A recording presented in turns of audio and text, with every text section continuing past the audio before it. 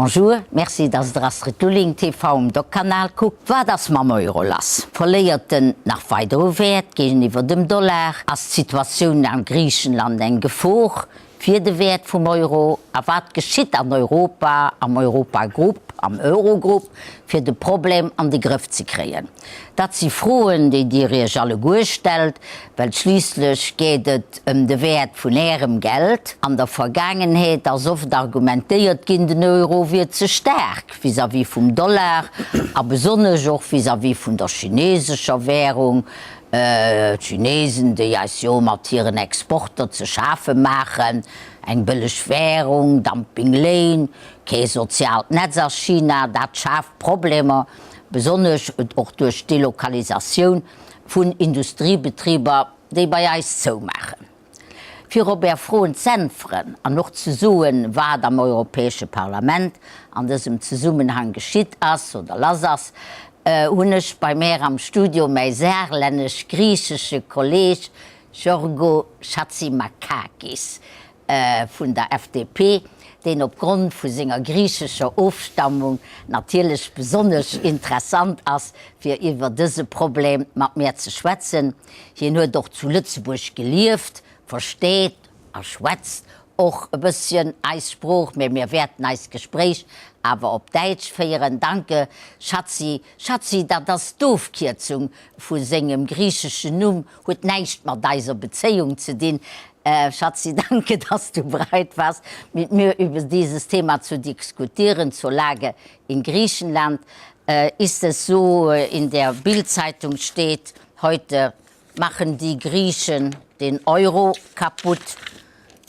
Können wir den Griechen den Euro wegnehmen? Was sagst du dazu? Also zunächst mal hat Schatzi natürlich was mit unserer Beziehung zu tun, weil wir fraktionsübergreifend uns sehr, sehr gut verstehen und ich das hier sehr unterstütze. Astrid Lulling ist für mich ein Vorbild. Danke. Ja, das ist aber auch so. Die Griechen machen nur 3% der Eurozone aus. Ja. Normalerweise sagt jeder Ökonom, 3% macht den Euro nicht kaputt. Das Problem ist die Psychologie. Es ist ja so, dass die Attacken der Finanzmärkte auf Griechenland im Grunde nur stellvertretend für den gesamten Euroraum passieren. Also, die Finanzmarktspekulanten möchten den Euro treffen und versuchen es psychologisch bei Griechenland, weil die Staats- und Haushaltslage besonders schwierig ist. Ja, denn ich sage immer, sehen Sie, in Amerika, in den Vereinigten Staaten, ist Kalifornien ja auch bankrott. Und ja. Kalifornien wiegt viel mehr und das hat dem Dollar noch nicht so geschadet. Es gibt einen Unterschied. Der Unterschied ist, dass es in den USA eine einheitliche Wirtschaftspolitik gibt. Und die haben wir in Europa nicht. Und natürlich, die Spekulanten interessieren sich dafür, werden die anderen europäischen Staaten den Griechen zur Hilfe kommen? Werden sie ihnen helfen? Nun gibt es ja im Maastrichter Vertrag, jetzt Lissabon-Vertrag, die sogenannte No-Bailout-Rule, die besagt, dass man im Grunde seinen Kumpel nicht raushauen darf. Man darf keine Kredite zahlen. Das würde auch Nachahmer finden, wenn man das ist ja klar. Wenn man das täte, würden die anderen in der Reihe, da sind Portugal, ja noch welche, da kommen noch mehr, Portugal, Italien, Irland hatten wir schon und Spanien, ganz schlimm Spanien mit hoher Arbeitslosigkeit, die würden sich dann anstellen. Deswegen gibt es diese Regel, es ist verboten und die Finanzmärkte wissen das ganz genau und deswegen spekulieren sie. Es gibt aber auch den Solidaritätsartikel. Der Solidaritätsartikel sagt, das ist die 122, dass man selbstverständlich irgendwo Solidarität wahren muss. Also, es kommt jetzt sehr darauf an, was passiert in den nächsten Wochen. Wie gehen die Griechen mit ihrem eigenen Stabilitätsprogramm um? Ja. Sie haben ein Programm aufgelegt. Das? Naja, Sie haben ein Programm aufgelegt und wollen 4% vom Defizit runterfahren.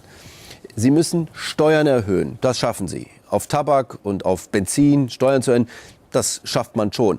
Was schwieriger wird, ist die Steuertreue. Jeder Luxemburger, jeder Saarländer zahlt nicht gerne, aber irgendwie doch Steuern, weil das Finanzamt ihn jagt. Wenn ich übrigens sagen darf, das saarländische Finanzamt ist unerbittlicher als das Luxemburger. Das Luxemburger ist etwas toleranter, aber am Ende wollen sie auch das Geld sehen. Der griechische Finanzbeamte, der nimmt ein Fakelaki, einen kleinen Umschlag, Du musst mal das sehen. Ich habe Jawohl. das jetzt gelernt. Ich kann ja kein Griechisch. Weißt du, zu meiner Zeit durften die Mädchen kein Griechisch lernen. Aber Fakelaki, das ist Bestechungsgeld. Das ist ein kleiner Umschlag und dann gibt man das dem Finanzbeamten und dann hat ein Arzt, der 3 Autos vor seiner Praxis hat und eine Yacht und 4 Häuser, der hat dann ein Jahreseinkommen von ungefähr 10.000 Euro. Ich fasse das so kurz, um zu sagen, Steueraufkommen erhöhen, zum Teil wird es klappen, zum Teil nicht. Schwieriger wird es bei den Einschnitten in den Löhnen und Gehältern der Staatsbediensteten. Ja. Das wird schwieriger. Die sind ja aber noch schöner als in Luxemburg. Die sind, sagen wir mal, 14 Monate oder was? 16 Monate. 16 Monate. Also manche Politiker auch 16 Monatsgehälter. Man muss aber dazu sagen, gemessen am Durchschnitt, am europäischen Durchschnitt, sind sie niedriger. Selbstverständlich. Aber ein Viertel aller Bediensteten in Griechenland arbeitet beim Staat. Fast so viel wie Luxemburg. Ja? Also Luxemburg kommt auch auf ähnlich hohe Raten, wenn man die Luxemburger Urbevölkerung einbezieht. Und das Problem ist, die Rente zum Beispiel, da kann man schon ab Mitte 50 in Rente gehen, manche schon ab 50. Und dann bekommt man 94% der letzten Bezüge. Paradies. Und das ist ein Problem. Und da müssen die Griechen ran, das wissen sie. Ja, aber es gibt jetzt soziale Unruhen. Schafft ihr es? Also das Schlimmste waren gar nicht die Streiks. Die Streiks und die Arbeitsniederlegungen, die waren normal. Auch die Demonstrationen, das haben wir jedes Jahr in Griechenland. Das ist was Normales. In Griechenland streikt man erst und dann wird verhandelt. Ja, so. Bei uns ist es umgekehrt. Darf man erst streiken, wenn man verhandelt hat. Ja, aber in Griechenland ist das ein Mittel der Verhandlung. Was mir Sorge macht, ist ernsthafte Sorge, weil ich ja Grieche und Deutscher bin, dass man jetzt versucht abzulenken. Es hat neben der Bild-Zeitung hat es ja in der letzten Woche einen Fokus-Artikel gegeben. Und da war die Frage, Betrüger in der Euro-Familie.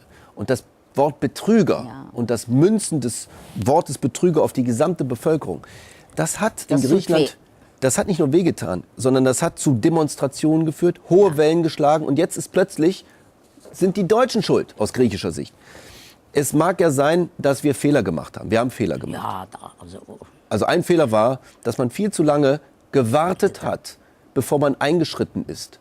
Ob das jetzt Deutschland war, man hätte ja auch früher sagen können, ihr Griechen, also da läuft was im Haushalt schief. Aber anscheinend hat Eurostat ja immer gewarnt, die Zahlen wären nicht richtig, die Statistiken. Aber da ist auch nichts geschehen. Also wir müssen mal zugunsten der Griechen jetzt sagen, dass die ja 2004 zugegeben haben, wir haben hier falsche Zahlen geliefert. Ja. Die Europäische Kommission und wir als Parlament, wir waren aktiv und haben danach sofort ein neues Eurostat-Gesetz auf den Weg gebracht. Wir haben gesagt, Eurostat muss stärker werden. Ja. Wer hat es blockiert? Unter anderem die Deutschen, die Mitgliedstaaten. Unter anderem zum Beispiel der Herr Schäuble, der jetzt Finanzminister ist. Ja? Der war damals Innenminister und der wollte, dass ein statistisches Bundesamt nicht geschmälert wird. Und das sind Fehler, denn Eurostat durfte damit nicht korrekt berichten. Und so konnte der Betrug weitergehen. Dennoch, man muss schon sagen, dass die Griechen jetzt sich mental verändern müssen und nicht ablenken dürfen von ihrer Situation. Ja, aber es genügt ja nicht, dass die Griechen jetzt mal Ordnung in ihren Haushalt bringen.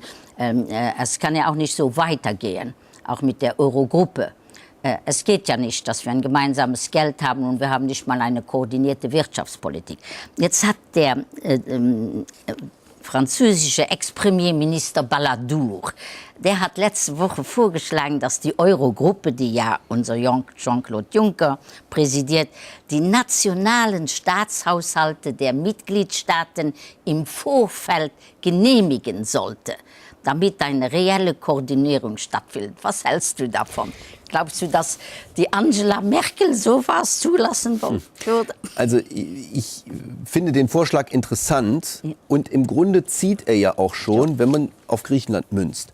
Es wurde ja beschlossen, dass der griechische Haushalt unter Vorbehalt gestellt wird von der Eurogruppe. Also in dem Fall Griechenland ist es schon so, dass der Haushalt genehmigt werden muss.